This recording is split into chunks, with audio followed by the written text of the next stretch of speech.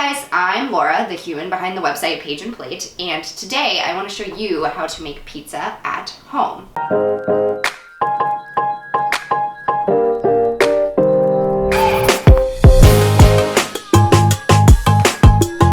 So I love making pizza at home. I eat pizza probably 2 to 3 times a week, which would be outrageously expensive and super bad for me if I was eating out. But making pizza at home makes it not only super delicious, but so much better for you. So I really want to give you the recipe to do this at home for yourself. Well, the one thing you really do need to make pizza well at home is this pizza stone. You can buy it at Target, you can buy it on Amazon, I'll link it below in the bio.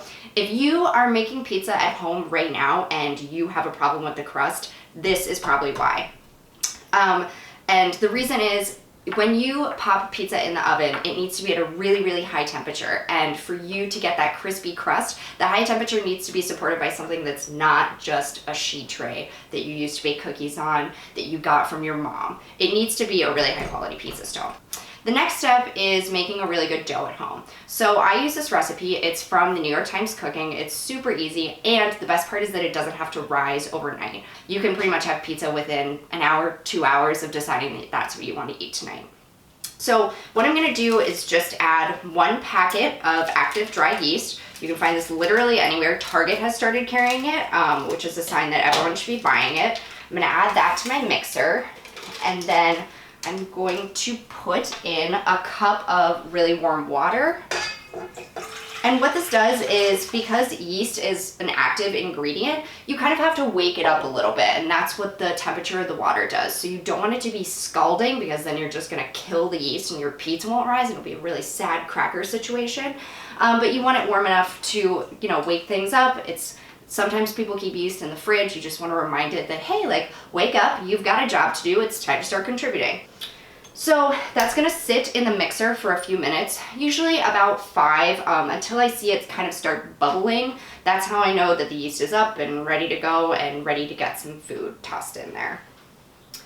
So when that's ready to go, I will add my dry ingredients. So in here I have 3 cups of flour, a teaspoon of salt, and to be honest, I didn't measure it, just a bunch of fennel seed. I put this in my pizza crust because I like the way it tastes.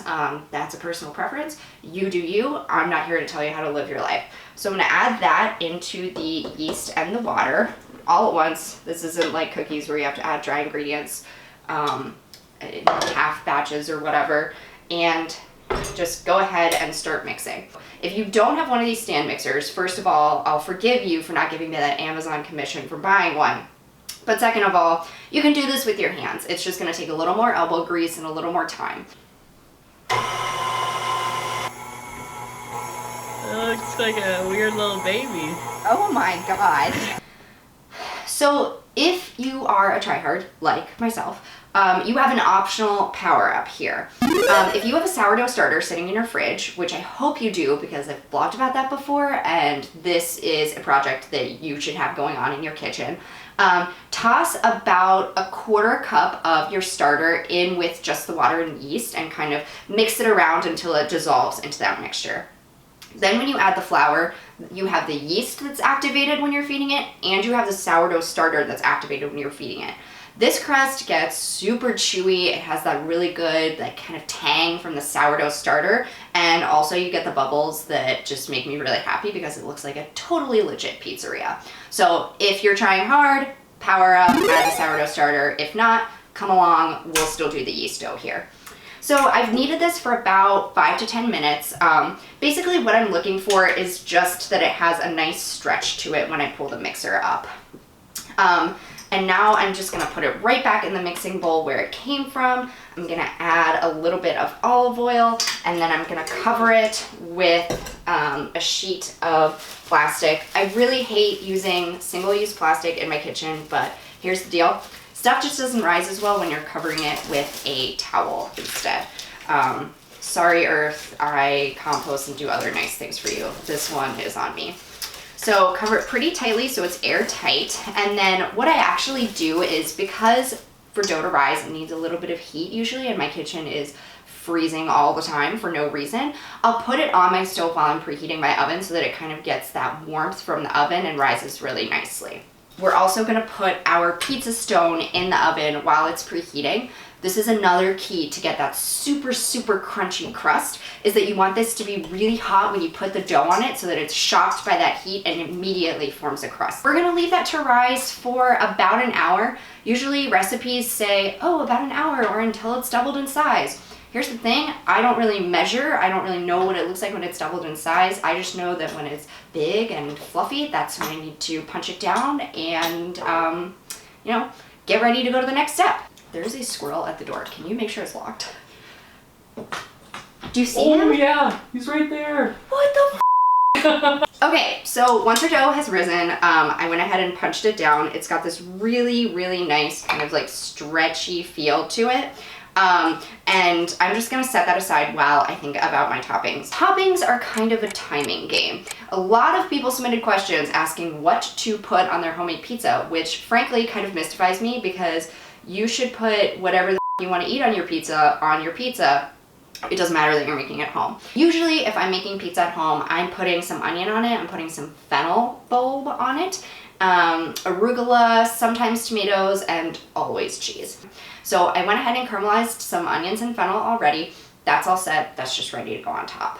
For something like arugula, that's not going to touch my pizza until it's out of the oven and completely done cooking. Frankly, that burns faster than it takes me to realize I've taken the batteries out of my smoke detector, and I have no interest in that. So basically when it's done, I'll just kind of put that on my pizza. It gets a little wilty, so you get those nice flavors to come out, but it doesn't just like instantly turn into carbon. For tomatoes, it's kind of a personal preference. It also really depends on the time of year. So this time of year, tomatoes are not that great. They generally don't have a lot of those juices in them. They're those like gross winter mealy tomatoes. I'll sometimes put those on the pizza when it goes in the oven, or toss them in with the onions and fennel because that sometimes helps make them taste a little bit better. If it's in the summer though, frankly, kind of just like slice them up and put them on the pizza after it's done because I want those nice juices to stay on the pizza and not just evaporate in the really hot oven. The cheese is the one constant. You want that to be on your pizza when it goes in the oven. You also want to be using some really nice quality mozzarella. Don't just go to the store and get the dehydrated shredded mozzarella. It'll work, but it won't taste good. So like splurge a little and go ahead and get the nice buffalo mozzarella kind of thing. Because of the high moisture content in this, it's gonna spread really nicely and get that nice like bubbly browned cheese texture that you're looking for on a pizza. So we're gonna kind of tear this apart and put it on, and that's what's gonna go on our pizza in the oven first. Our pizza stone is nicely preheated. You can literally see that it's smoking. So before I take the dough out and kind of work on spreading it around, I'm just gonna dust this with a little bit of cornmeal. I like doing this because, first of all, it ensures that you're actually gonna be able to get your pizza off of the sheet, which is very important because then you can eat it. But also I really like the texture that it gives, just like having that dough. Wow, you can kind of see the steam rising. Having that little extra crispiness under, it just makes it like even more restaurant quality at home. Okay, so now I'm gonna take my dough, which I punched down, and guys, this literally smells so good. I wish you were here, but also I'm gonna get to eat this whole pizza by myself, so I kind of don't. I'm going to just kind of take it, and what I usually try to do is form it into a circle and then just kind of play with it a little bit to get it in as much of a circular shape as possible before I put it down. Because remember, this is 500 degrees right now, so when I put it down, it kind of has to stick there. And then once it's down on the sheet, I'll kind of work on spreading it. You want to get it pretty much to the edge, and generally what I do is I try to leave a little bit of crust at the edge, just so all my toppings don't spill out. I also am a big crust person because I'm a big bread person because I love carbohydrates. So you can kind of, and even as I'm spreading this on, you can see the bubbles that have risen really nicely, which is super exciting. And I'm not trying to get this super, super thick except at the edges. I actually want it pretty thin because that's gonna give you that really good restaurant quality crust. The first thing to go on our crust is gonna be this high quality mozzarella cheese. The nice thing about putting the cheese down first as well is if you're putting some tomatoes on like I am, this kind of creates a nice little layer of insulation. We want the crust to be as dry as possible. We don't want tons of those tomato juices soaking in because that's just gonna make it harder and longer to cook. Generally, I try to get it in some nice long strips and just kind of uneven because that just gives it such a nice look. And I'm just going for a nice base layer here. This cheese spreads a lot, so I'm not gonna worry about covering every inch of it. Again, this is just sort of for some insulation, and then of course it's gonna taste really good. So love when insulation tastes delicious. If you're not a cheese on your pizza person, that's fine. I guess we can still be friends. Another way to get a really nice layer of insulation is just to saute a lot of vegetables and let them dry out before you put those on. Now I'm gonna get my sauteed veggies and put those on top. Like I said, gotta love the caramelized onion vibe, and there's some fennel in there too. I didn't really even salt or pepper this too intensely, so I'll make sure to add some salt and pepper on top of the pizza before I eat. Spread those out nicely. A little bit goes a long way with onion, especially if you're making this for date night. Okay, and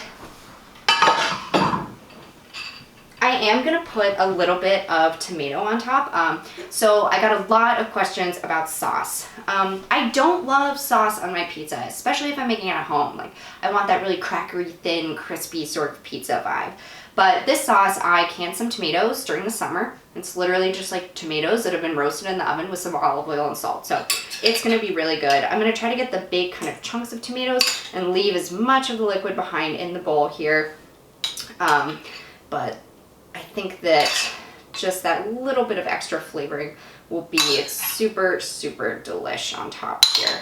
You'll notice I'm not being very careful about making sure everything's super evenly distributed. That's because I'm not a super careful person. If you feel differently, that's fine. I also know everything's gonna spread in the oven.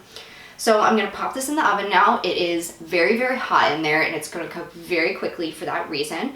When it comes out, that's when we'll do the extra toppings of the arugula, and I'm gonna put a little more cheese on top as well.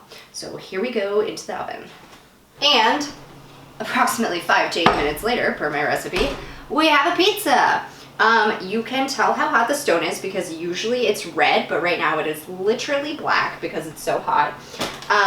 And this is the point at which I'm gonna finish up all my other toppings. I have arugula in this bowl. You can use spinach if you like. I just prefer arugula, the nice peppery taste. I'm just gonna zest a lemon in here, scatter that on top, do a little bit of extra lemon zest on top. I really like the way that the lemon zest kind of brightens against the tomatoes. And then we're gonna do another little bit of cheese because we're having pizza. Why wouldn't we add more cheese? So just gonna zest a lemon a little bit. This just really accents the arugula's flavors really nicely. This, by the way, is not a grater. It's called a microplane, and if you don't have one, get one. It's great for zesting. I'm gonna use it to do the cheese. If you are the kind of person who, you know, takes a cinnamon stick and wants to do that, you're crazy, but you could do that with this. So get that all done. I'm just gonna give that a toss with my hands and then just kind of scatter on top. And I think you'll be able to see how quickly this, the heat from the pizza kind of causes the arugula to wilt. But it gives it a really nice flavor and just sort of steams. I also have some basil here that was just sitting in my fridge, and it feels like this would be a great opportunity to use it. So we're gonna toss some of that on. And let's just do a little bit more Parmesan cheese, just kind of grate it over top. This will also kind of melt in, but what this does is adds a nice little bit of a salty finish that contrasts really nicely with the really fatty mozzarella. This is so hot right now, and it was so hot in the oven that the inside is probably still a little undercooked. When you take something very hot out of the oven, you want to give it a few minutes just to kind of cool and chill by itself and think about what it just went through and set before I cut into it. So we're gonna leave it for about 5 minutes, let everything kind of get where it needs to be, and then we'll cut into it and have some pizza. I have pizza cutters, but what I prefer using are these enormous pizza scissors that my mom got me. This is probably one of the best presents I have ever gotten in my entire life because it makes cutting pizza so easy. Some people like square pizza. I'm always a sliced pizza kind of girl. So just gonna cut this. Oh my gosh, it smells so good. Ooh, and you can really smell that kind of really bready, yeasty sort of thing. I don't know if you can see how much it's steaming here, but that's why we wanted it to sit for a little bit because it's just really, really hot when it comes out and we want to be able to just let it cool down.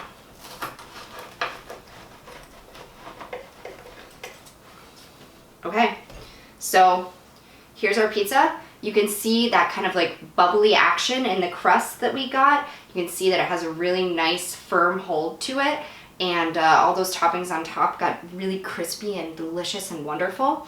I'll probably put some red pepper on this before I eat it, but otherwise I'm super excited to take a bite. There you go. Okay, cool. So hopefully by this point you are getting out a stand mixer if you have it, buying one if you don't, and getting ready to make a homemade pizza at home. I really hope you guys try it. If you try it and it doesn't work out, or if you try it and you love it and you want more recipes like this, leave a comment below. Tell me what you want me to break down for you next, and otherwise I'll see you later. Enjoy the pizza.